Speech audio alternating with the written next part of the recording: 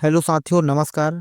Friends, आज की इस वीडियो पर हम सोडियम एसिड फास्फेट इंजेक्शन के बारे में बात करेंगे, जो पशुओं में बहुत ही अच्छा इंजेक्शन है। तो प्लीज़ आप हमारे इस यूट्यूब चैनल को लाइक और सब्सक्राइब कीजिए, और इस वीडियो पर आपको सोडियम एसिड फास्फेट इंजेक्शन के बारे में संपूर्ण जानकारी दिया जाएगा। तो फ्रेंड्स, ये जो सोडियम एसिड फास्फेट का जो इंजेक्शन आता है, इसका पशुओं में बहुत ही ज़्यादा उपयोग है। और इस इंजेक्शन का आप उपयोग सभी प्रकार गाय भैंस भेड़ बकरी सभी प्रकार के पशुओं में आप इसका यूज कर सकते हैं। गाय भैंस है, भेड़ बकरी सभी प्रकार के पशुओं में इसका यूज कर सकते हैं। फ्रेंड्स, इस जो इंजेक्शन में कंपोजिशन के बारे में बात करें, तो सोडियम एसिड फास्फेट जो 400 mg होता है, और जिसमें मेथाइल कोबालामिन यानी विटामिन B12 400 mcg होता है।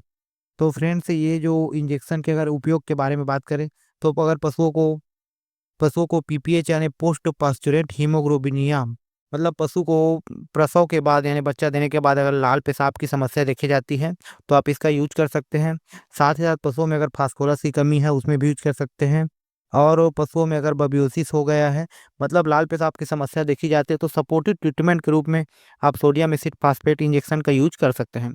फ्रेंड्स, इस इंजेक्शन का उपयोग आप अगर कोई भी पशु है आपका, चाहे वह गाय भैंस भेड़ बकरी हो, अगर वो मतलब वो पशु प्लास्टिक खाना स्टार्ट कर देती है, या पेशाब पीना स्टार्ट कर देती है, या चाटना स्टार्ट कर देती है, या दीवार को चाटना है, तो आप इस कंडीशन में इसका यूज कर सकते हैं। अगर पशु में इनफर्टिलिटी है, मतलब पशु गर्मी पे हीट पे नहीं आ रहा है, तो आप इसको यूज करना चाहिए। अगर पशु में कॉन्सेप्शन रेट डाउन है, मतलब पशु गाभिन नहीं हो रही है, मतलब आर्टिफिशियल इंसेमिनेशन मतलब कृत्रिम गर्भाधान करने के पश्चात अगर आपका पशु गाभिन नहीं हो रहा है या प्रेग्नेंट नहीं ठहर रही है, तो आप इसका यूज कर सकते हैं।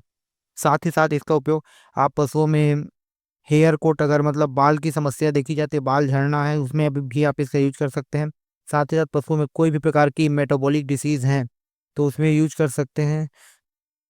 इस इंजेक्शन को भी आप फास्फोरस की कमी पर कर सकते हैं, क्योंकि यह फास्फोरस का इंजेक्शन है। और फ्रेंड्स, इस इंजेक्शन का जैसे पशु मतलब दूसरे पशु को चाटना है, या हड्डी चाटना, या कोई प्रकार की अपने त्वचा को कोई पशु चाटना स्टार्ट कर देते हैं, तो उसमें भी इसका यूज किया जा सकता है। फ्रेंड्स, और ये जो इंजेक्शन है, इसका उपयोग आप लो टेम्परेचर में कर सकते हैं। बहुत ही अच्छा रिजल्ट देखने को मिलता है। अगर आपका पशु कम दूध देना स्टार्ट कर देती है, तो इसका यूज कर सकते हैं। साथ ही साथ अगर आपके पशु में मस्कुलर वीकनेस है, मांसपेशियों में वीकनेस है, या हड्डी में वीकनेस है, तो आप हड्डी मजबूत करने के लिए इस इंजेक्शन को यूज कर सकते हैं। फ्रेंड्स, अगर आपके पशु में कोई भी मेटाबॉलिक डिसीज है, जैसे कि सिंपल इंडाइजेशन है, या कॉन्स्टिपेशन मतलब पशु को अपच है, या पशु में अपच हो गया है, या सिंपल इंडाइजेशन है, या पशु में कीटोसिस है, या मिल्क फीवर, और आप फ्रेंड इस इंजेक्शन को आप मिल्क फीवर में आपको यूज करना बहुत ही इंपॉर्टेंट है। साथ ही साथ पशुओं में कोई भी प्रकार की पैरालिसिस हो, उसमें भी करना बहुत इंपॉर्टेंट हो जाता है इस इंजेक्शन का। और इस इंजेक्शन को अगर पशु में कीटोसिस है, मिल्क फीवर है, हाइपोमैग्नीसिया है, या पशु का टेम्परेचर लो है, तो आपको इस इंजेक्शन का यूज करना चाहिए। फ्रेंड्स, अगर इस इंजेक्शन के हम डोज के बारे में बात करें, तो गाय भैंस में बड़े पशु को आप 8 से 12 ml तक दे सकते हैं, 15 ml तक भी दे सकते हैं, अगर पशु की बॉडी वेट बहुत ज़्यादा जाता है तो। साथ ही जो गाय भैंस में छोटे पशु हैं, उसको आप इस इंजेक्शन को 4 से 5 ml तक दे सकते हैं। आप बॉडी वेट के हिसाब से दे सकते हैं। हाई डोज होगा, फिर भी कोई साइड इफेक्ट देखने को नहीं मिलेंगे। फ्रेंड्स, इस इंजेक्शन को आप इंट्रामस्कुलर व इंट्रावेनस दोनों रूट से दे सकते हैं। साथ ही साथ ये जो इंजेक्शन है, यह प्रेगनेंसी सेफ है। आप प्रेग्नेंट एनिमल में यूज कर सकते हैं, चाहे वो लास्ट मंथ का प्रेग्नेंट हो, चाहे स्टार्टिंग टाइम का। तो आप कोई भी प्रेग्नेंट एनिमल में आप दे सकते हैं, आपको डराने डराने वाली कोई बात नहीं है।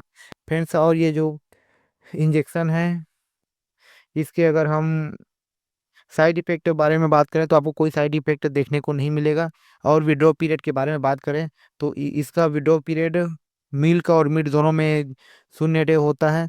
साथ ही साथ इस इंजेक्शन का पशुओं में जो रिपीट करने की टाइम है, तो आप इसे 24 घंटे के बाद आप इस इंजेक्शन को पशु में रिपीट कर सकते हैं। आपको कोई भी समस्याएं देखने को नहीं मिलती, और यह एक बहुत ही अच्छा इंजेक्शन है। फ्रेंड्स, आपको ये वीडियो पसंद आया हो, तो प्लीज़ चैनल को लाइक और सब्सक्राइब कीजिए। धन्यवाद साथियों।